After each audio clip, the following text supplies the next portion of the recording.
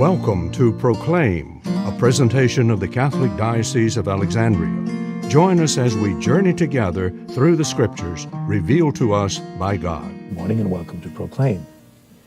Now that the scene is set where Jesus and his disciples are on the boat or with other boats getting ready to cross the lake, it says, a violent squall came up and waves were breaking over the boat so that it was already filling up.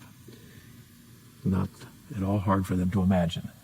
In a recent pilgrimage that I had the privilege of being a part of, we were actually on one of the boats similar to the ones that are being described, and they're fairly small, and it would not take very much for them to be in danger.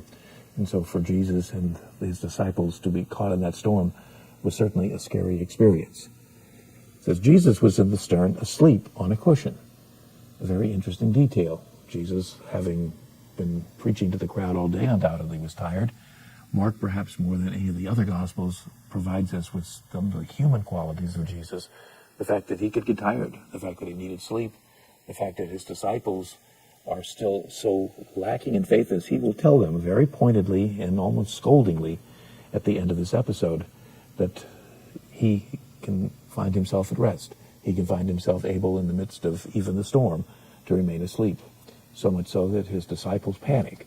His disciples actually accuse him of being unconcerned about their welfare.